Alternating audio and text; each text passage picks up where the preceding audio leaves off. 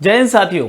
इस short lecture में आप सभी का बहुत बहुत स्वागत है। साथियों, हम बहुत जल्दी से मध्य प्रदेश के जो प्रमुख जलप्रपात हैं उनके बारे में जानेंगे और उनके बारे में हम मैप के माध्यम से पढ़ेंगे। तो सबसे पहले हम मध्य प्रदेश का मैप ड्रॉ करेंगे और आपको मध्य प्रदेश का मैप ड्रॉ करते आना चाहिए। मध्य प्रदेश जीएस यदि हम पढ़ रहे हैं तो मध्य प्रदेश का मैप बनाते हुए हमको आना चाहिए, ठीक है।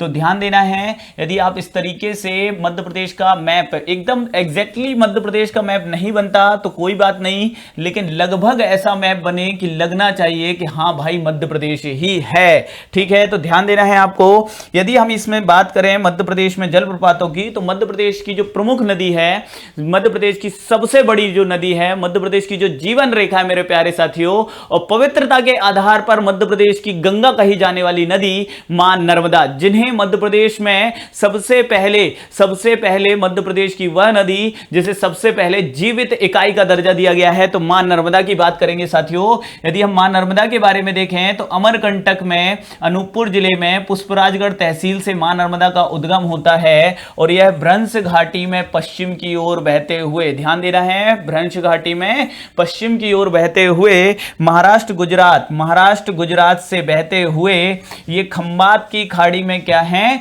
जाकर गिरती हैं, ठीक है। तो मां नर्मदा की बात करें तो साथियों इनका उद्गम कहां होता है, अमरकंटक। अब मां नर्मदा पर स्थित जो जलप्रपात हैं ये सबसे महत्वपूर्ण हो जाते हैं हमारे लिए। मां नर्मदा पर स्थित जो जलप्रपात हैं ये सबसे महत्वपूर्ण हो जाते हैं हमारे लिए साथियों। तो हमें ध्यान में लेके चलना है कि ये मां नर्मदा पर कौन कौन से जलप्रपात हैं। यदि हम मैप के माध्यम से याद करने का प्रयास करेंगे तो निश्चित तौर पर ये आप भूलोगे नहीं। तो हम सबसे पहले बात करेंगे कहां पे, मध्य प्रदेश के अनूपपुर में, ठीक है। हम सबसे पहले ही बात कर लेते हैं कहां पर, तो मध्य प्रदेश के अनूपपुर, ठीक है, अनूपपुर, ठीक है। अमरकंटक में मां नर्मदा पर स्थित जलप्रपात। तो हमें यहां पर देखने को मिलता है कि जैसे ही मां नर्मदा का उद्गम होता है और मां नर्मदा कुछ किलोमीटर आगे प्रवाहित होती हैं अपने उद्गम स्थल से, सबसे पहले इन पर जो सबसे महत्वपूर्ण एक जलप्रपात देखने को मिलता है मेरे प्यारे साथियों, वो है कपिल धारा वाटरफॉल। कौन सा वाटरफॉल, तो नोट करना आप, कपिल धारा जलप्रपात, ठीक है। कपिल धारा जलप्रपात कहां देखने को मिलता है, कपिल धारा, तो ये अमरकंटक में मां नर्मदा नदी पर स्थित है कपिल धारा जलप्रपात, ठीक है। बहुत अच्छे से क्या रखना, ध्यान में रखना। अब देखें, यदि हम इससे बात करें तो इससे कुछ मीटर दूर पर ही, ठीक है, कुछ जगह पे ये लिखा है कि 1 किलोमीटर आगे 2 किलोमीटर, बिल्कुल परेशान नहीं होना मेरे प्यारे साथी।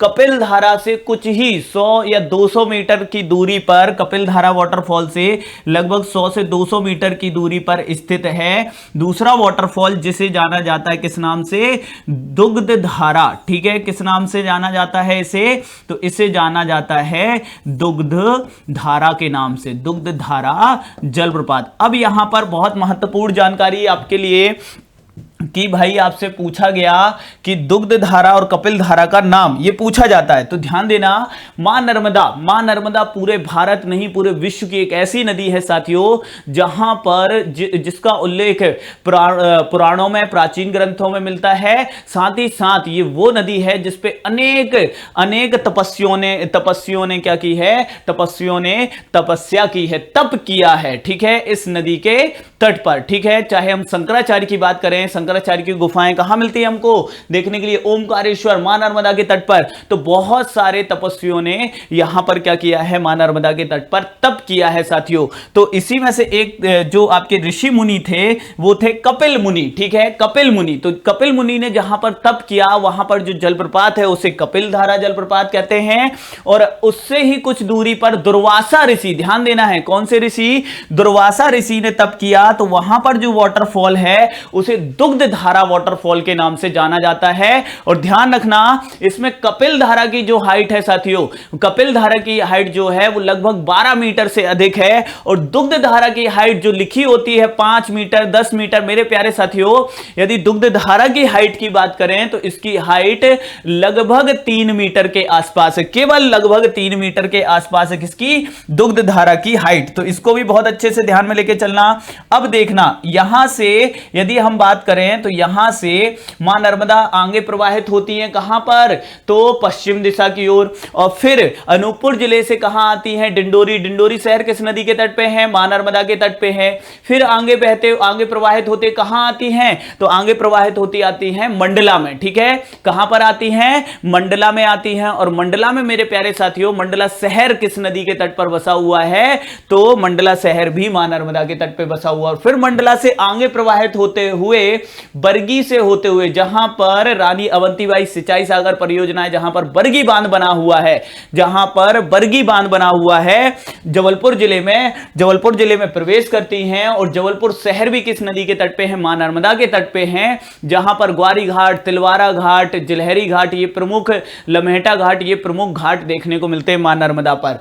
और इन घाटों के बाद, लम्हेटा घाट के बाद जब नदी आगे प्रवाहित होती जबलपुर जिले में, तो जबलपुर जिले में ही विश्व प्रसिद्ध, ध्यान देना है आपको, विश्व प्रसिद्ध, यूनेस्को ने भी अपनी संभावित हेरिटेज साइट की सूची में शामिल कर लिया किस जलप्रपात को, धुआंधार वाटरफॉल को। तो मेरे प्यारे साथी ध्यान रखना, जबलपुर जिले में कहां पर, तो आपको ध्यान में रख के चलना है, किस जिले में, तो जबलपुर जिले में। ठीक है, जबलपुर जिले में मां नर्मदा पर बहुत ही सुंदर, विश्व प्रसिद्ध, बहुत ही सुंदर और विश्व प्रसिद्ध जलप्रपात है। और इस जलप्रपात को आप किस नाम से जानते हैं, धुआंधार जलप्रपात। किस नाम से, धुआंधार जलप्रपात, जो कि जबलपुर के भेड़ा घाट में है। कहां पर है मेरे प्यारे साथियों, जबलपुर के भेड़ा घाट में। लगभग 18 से 15 मीटर की हाइट से जब मां नर्मदा का जल, और बहुत सारा जल होता है इस समय तक मां नर्मदा में, काफी सारा, क्योंकि इस समय तक मां नर्मदा में यदि देखें गौर नदी और यहां पर देखें बंजर, मंडला जिले में कुछ नदियां मां नर्मदा मिल चुकी होती हैं और बरगी डैम से जल छोड़ा जाता है, तो इस वजह से एक अच्छी धारा होती है। और उस धारा के साथ मां नर्मदा का जल जब इस वाटरफॉल से नीचे गिरता है, और साथ ही साथ यहां पर धुआंधार वाटरफॉल, जहां भेड़ा घाट है, ये पूरा का पूरा संगमरमर की वादियों वाला क्या है, जलप्रपात है साथियों। जब ये जल नीचे गिरता है तो इसकी फुहारें एकदम बिल्कुल ऐसे लगती हैं, बादलों की तरह, धुएं की तरह लगती हैं, छोटी छोटी पानी की बूंदें तो धुएं की तरह लगती हैं, इसीलिए इसका नाम क्या पड़ा, धुआंधार जलप्रपात पड़ा। ठीक है, ध्यान रखना है, तो धुआंधार वाटरफॉल। ठीक है, और भेड़ा घाट नाम क्यों पड़ा, ये हम अगले लेक्चर में देखेंगे। ठीक है, तो देखिएगा, तो यहां पर केवल चर्चा कर रहे हैं अभी जलप्रपातों की, है ना। तो धुआंधार जलप्रपात कहां पर है, जबलपुर में है, और किस नदी पर है, तो मां नर्मदा नदी पर है। ध्यान रखना, यूनेस्को ने सतपुड़ा टाइगर रिजर्व के साथ धुआंधार को भी अपनी संभावित हेरिटेज साइट की सूची में, संभावित में शामिल किया है साथियों। ठीक है, अभी वर्ल्ड हेरिटेज साइट में शामिल सीधे नहीं किया। अब इसके बाद मां नर्मदा आगे प्रवाहित होती हैं और पहुंचती हैं खरगोन के बड़वाह में। कहां पहुंचती हैं,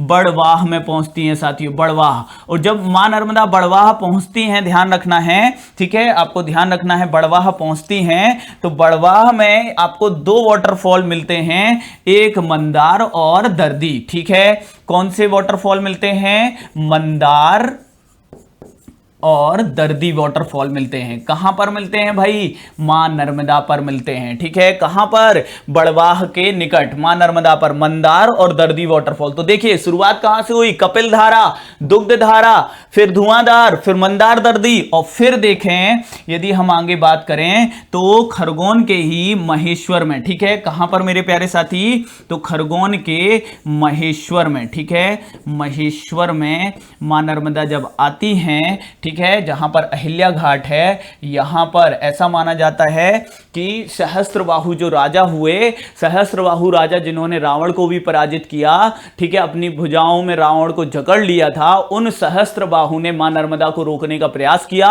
और अपनी सहस्त्र बाहों से मां नर्मदा को रोकने के लिए एक क्या हो गए, वो चट्टान की तरह खड़े हो गए, रोकने का प्रयास किया, लेकिन मां नर्मदा को नहीं रोक पाए। तो यहां पर महेश्वर में ध्यान रखना कौन सा वाटरफॉल मिलता है, सहस्त्रधारा। ठीक है, सहस्त्र सहस्त्रधारा वाटरफॉल मिलता है। ठीक है, कहां मिलता है मेरे प्यारे साथी, ध्यान में लेके चलना है। सहस्त्रधारा वाटरफॉल कहां मिलता है, तो ये आपको मिलता है आपको महेश्वर में। ठीक है, तो इसके संबंध में देखेंगे, सहस्त्रधारा वाटरफॉल कहां मिलता है, सहस्त्रधारा वाटरफॉल तो महेश्वर में। किस नदी पर, तो मां नर्मदा पर। ठीक है, तो नर्मदा नदी पर स्थित यदि जलप्रपातों की बात करें तो कपिलधारा, दुग्धधारा, धुआंधार, मंदार दर्दी और सहस्त्रधारा, ये वाटरफॉल तो आपके केवल किस पे हैं, मां नर्मदा पर हैं।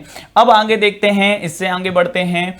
अब यदि हम देखें तो आपकी विंध्याचल की पहाड़ियों में, ठीक है, मालवा के पठार से, ठीक है, इंदौर के निकट महू में, ठीक है, जाना पाव पहाड़ी के वांचू पॉइंट से किस नदी का उद्गम होता है, तो ये जो नदी है ये है चंबल नदी, जो कि किसकी सहायक है, इटावा के निकट। ये किसमें मिल जाती है चंबल नदी, मां यमुना में मिल जाती है, यमुना की सहायक है। ठीक है, कौन सी नदी, तो चंबल नदी। यदि हम चंबल नदी की बात करें तो ये मध्य प्रदेश से राजस्थान और फिर राजस्थान से मध्य प्रदेश में प्रवेश करने वाली नदी है। मतलब मध्य प्रदेश से राजस्थान जाती है और फिर मध्य प्रदेश में प्रवेश करती है। चंबल नदी पर ही मध्य प्रदेश की पहली बहुउद्देशीय नदी घाटी परियोजना प्रारंभ की गई थी। मध्य प्रदेश की पहली नदी घाटी परियोजना चंबल नदी पर। अब देखना, चंबल नदी की यदि हम बात कर रहे हैं साथियों, ये अभी हमने किस नदी के बारे में देखा, मां नर्मदा के बारे में देखा।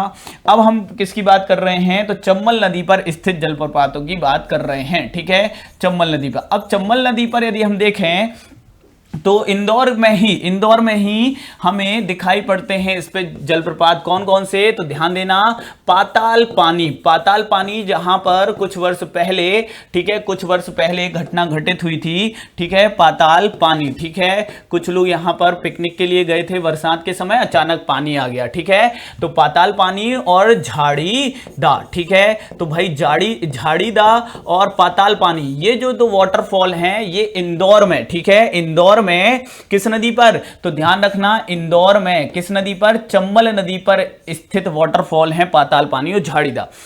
इसके अलावा एक और बहुत महत्वपूर्ण, जिसे लेके बड़ा कंफ्यूजन भी है, चूलिया वाटरफॉल। साथियों कौन सा वाटरफॉल, ध्यान देना, चूलिया। भाई अब कुछ बुक्स में इस वाटरफॉल को लेके लिखा हुआ है कि ये जो आपका वाटरफॉल है ये मंदसौर में है।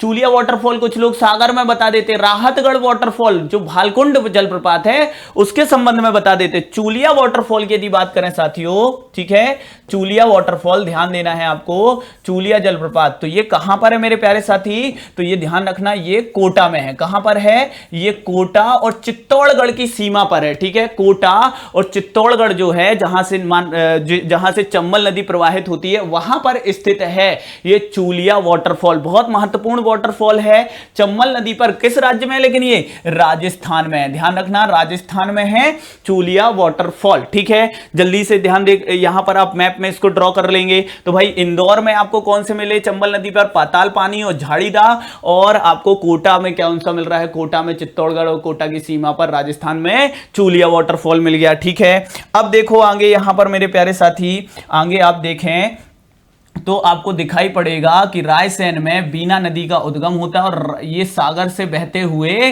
बेतवा की सहायक है। कौन सी नदी, ये जो नदी है ये है बीना नदी। ठीक है, कौन सी नदी है मेरे प्यारे साथी, ध्यान देना, तो ये हम बात कर रहे हैं बीना नदी की। ठीक है, और बीना नदी पर, ठीक है, सागर के राहतगढ़ में, ठीक है, सागर के राहतगढ़ में बीना नदी पर जो वाटरफॉल है उसे राहतगढ़ वाटरफॉल या भीमकुंड वाटरफॉल भी कहते हैं, या भालकुंड कहने लगे हैं। क्या कहने लगे हैं, भाल कुंड जलप्रपात। ठीक है, भालकुंड जलप्रपात, चूंकि ये राहतगढ़ में है बीना के आपके सागर के, इसीलिए इसे क्या कहते हैं, राहतगढ़ वाटरफॉल भी कहते हैं। राहतगढ़ का किला भी इसी के निकट बना हुआ है। तो भालकुंड जलप्रपात, ध्यान रखना, भालकुंड जलप्रपात किस नदी पर है, तो बीना नदी पर है, सागर के राहतगढ़ में। ठीक है, बहुत अच्छे से ध्यान में रखना। बीना किसकी सहायक है, बेतवा की सहायक है। ठीक है, फिर देखो इसके बाद यदि चर्चा की जाए तो कैन नदी, जो कि कटनी की रीठी तहसील से निकलती है साथियों, और ये सीधे यमुना में जाकर मिलती है। कौन सी नदी, कैन नदी। ठीक है, कैन नदी। ठीक है,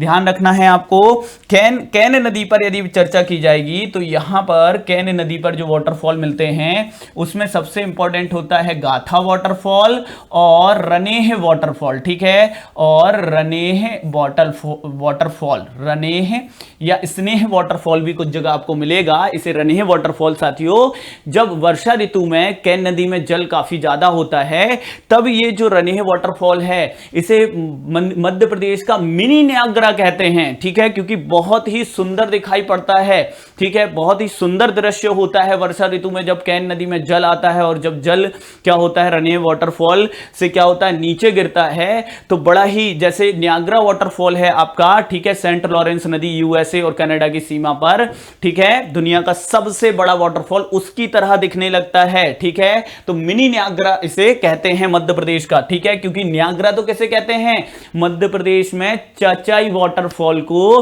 क्या कहते हैं न्यागरा। तो बहुत अच्छे से ध्यान रखना, गाथा या रनेह वाटरफॉल किस नदी पर है भाई ये, तो ध्यान रखना ये कैन नदी पर है, ठीक है, कौन सी नदी, कैन नदी। अब मेरे प्यारे साथियों अब हम किसके बारे में जानेंगे, तो अब हम जानेंगे मध्य प्रदेश में सबसे बड़ा वाटरफॉल, मध्य प्रदेश के 3 बड़े वाटरफॉल्स के बारे में मैं आपको अब बताने वाला हूं। और ये तीनों वाटरफॉल्स कहां पर हैं, रीवा में हैं, ठीक है, ये कहां पर हैं, रीवा में हैं। अब इन तीनों वाटरफॉल की यदि बात करें तो इसके अंतर्गत मैं आपको बताऊंगा चचाई वाटरफॉल, ठीक है, इसके अलावा बहुटी वाटरफॉल और केवटी वाटरफॉल, ठीक है, केवटी। और इसके अलावा मैं आपसे इसी में चर्चा करूंगा, रीवा में ही है पुरवा जलप्रपात, तो पुरवा वाटरफॉल की, पियावन जलप्रपात और बेलोही जलप्रपात, ठीक है, ये जलप्रपात कहां पर है, रीवा में है, ठीक है। तो बहुत अच्छे से अब हम इन जलप्रपातों के बारे में जानने का प्रयास कर लेते हैं, ठीक है। तो अब यदि हम देखें, यदि मैं आपको एक डायग्राम के माध्यम से सारी चीजें बताने का प्रयास करूं तो देखिएगा, ये मान लीजिए क्या है, रीवा, ठीक है, एक डायग्राम के माध्यम से समझिए, क्योंकि इन जलप्रपातों को लेकर बड़ा कंफ्यूजन, कुछ जगह पे ये बता दिया गया है कि जो आपके चचाई और बहुटी केवटी ये जो वाटरफॉल हैं ये तीनों के तीनों वाटरफॉल बीहड़ नदी पे हैं, जबकि अभी अब आपका ये क्या होगा, टॉपिक एकदम क्लियर होगा। मेरे प्यारे साथी आप ध्यान देंगे, सतना से यदि हम देखें तो मैहर के निकट तमसा कुंड से सतना जिले में उद्गम होता है किसका, टोंस नदी का, ठीक है, टोंस नदी। और टोंस नदी इस तरीके से प्रवाहित होते हुए आगे कहां पर, प्रयागराज जिले में किससे मिल जाती है, प्रयागराज जिले में गंगा से मिल जाती, कौन सी नदी, टोंस। सोन के अलावा जो टोंस है ये मध्य प्रदेश की दूसरी नदी है जो सीधे किससे मिलती है, गंगा से मिलती है, ठीक है, ध्यान देना। हम बात कर रहे हैं मध्य प्रदेश के रीवा में स्थित जलप्रपातों की। अब ध्यान देना, यदि हम बात करें तो एक नदी, ठीक है, एक नदी जिसका नाम क्या है भाई, आपके बीहड़, ठीक है, बीहड़ नदी, ठीक है। तो बीहड़ और बिछिया, बीहड़, ठीक है, और बिछिया, ध्यान रखना, बीहड़ और बिछिया, इन नदियों का संगम कहां है, रीवा में है, ठीक है, ध्यान रखना। रीवा जो शहर है वो किन नदियों के संगम पर है, तो बीहड़ बिछिया के संगम पर है, ठीक है, ध्यान रखना इधर पे। अब जब बीहड़ आगे बहती है तो ध्यान रखना है, बीहड़ आगे बहते हुए उत्तर की ओर बहते हुए किस में जाके मिलती है, बीहड़ जाकर मिलती है टोंस में, ठीक है। और ये कहां पर जाके मिलती है भाई, तो आपके यहां पर देखने को मिलती है तहसील रीवा की सिरमौर तहसील, ठीक है, कौन सी तहसील, सिरमौर तहसील, ठीक है। फिर यदि हम बात करेंगे तो ध्यान देना है आपको, ठीक है, फिर सिरमौर तहसील के यदि हम उत्तर की ओर जा रहे हैं तो बाईं ओर यदि हम देखेंगे, मुड़ेंगे तो हम पहुंचेंगे चचाई, और उसके दाईं ओर मुड़ेंगे तो महाना नदी, ठीक है, ध्यान देना, कौन सी नदी है, महाना नदी है, महाना, ठीक है, महाना नदी है।